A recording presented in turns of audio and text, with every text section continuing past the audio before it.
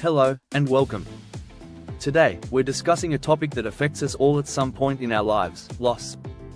Whether it's the passing of a loved one, the end of a relationship, or another life-altering event, loss has a way of shifting our perspective, often in profound ways. It forces us to look at life through a different lens, to question what truly matters, and to reevaluate the priorities we've set for ourselves. The Bible offers insight into this process, particularly in Ecclesiastes chapter 7 verse 2, which says, "It is better to go to a house of mourning than to go to a house of feasting, for death is the destiny of everyone. The living should take this to heart." At first, this may seem like a somber message, but it's actually an invitation to pause and reflect on the direction of our lives. Let's dive deeper into what this means and how we can apply these principles to our daily lives. When we experience loss, it often brings with it a painful clarity. The routines, goals, and activities that once seemed so important may suddenly feel trivial or even meaningless.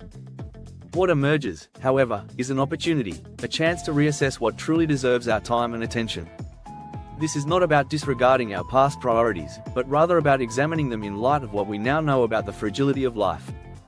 It's about asking ourselves the hard questions: are we living in alignment with our values? Are we spending time with the people who matter most? Are we pursuing goals that bring genuine fulfillment, or are we simply chasing after society's expectations?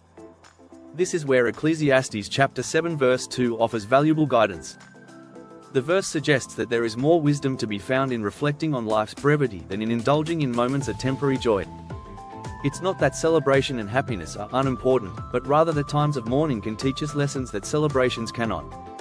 Mourning brings us face to face with our mortality, which can lead to a deeper understanding of what is truly significant. When we recognize that time is limited, we may be more inclined to live intentionally, making choices that reflect what we genuinely care about. Reevaluating priorities may involve making difficult changes. It might mean spending more time with family and less time working late hours at the office.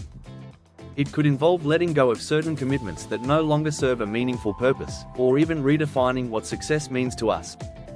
We may realize that our well-being and the well-being of our loved ones matter more than climbing the career ladder or accumulating material wealth.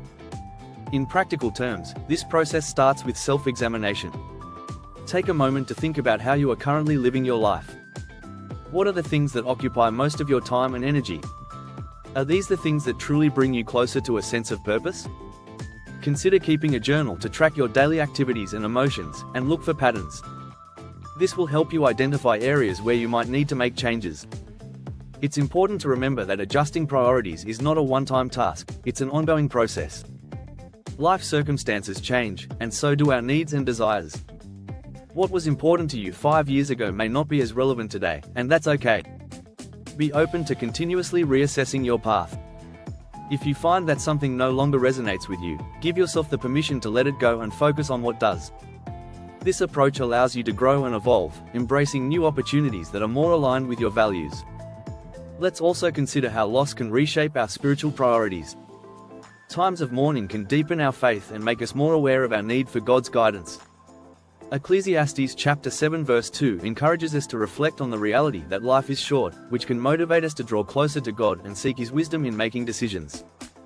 The Bible provides countless principles that can guide us in this journey, from loving our neighbors as ourselves to using our resources to help those in need. When we build our lives on these spiritual values, we find a sense of peace that goes beyond what the world can offer. As we navigate through the process of reevaluating our priorities, let's remember that it is okay to grieve. It's natural to feel a range of emotions when facing loss, sadness, anger, confusion. These feelings are not a sign of weakness, but rather a part of healing. Allow yourself to experience these emotions, and let them guide you toward understanding what is truly important in your life. Grief has a way of uncovering hidden strengths and revealing new perspectives that can ultimately lead us to a more purposeful and fulfilling life. In closing, I encourage you to take this opportunity to reevaluate your priorities. Reflect on what matters most to you and make the necessary adjustments to live a life that is true to your values. Ecclesiastes chapter 7 verse 2 reminds us that even in times of mourning, there is wisdom to be gained and a chance to realign our focus. Let's not wait for the next loss to prompt us to examine our lives. Instead, let's choose to live intentionally, cherishing each moment and striving to make a positive impact in the lives of others. Thank you for joining me today. May you find comfort and guidance as you reflect on your own life, and may your journey toward realigned priorities bring you closer to what truly matters.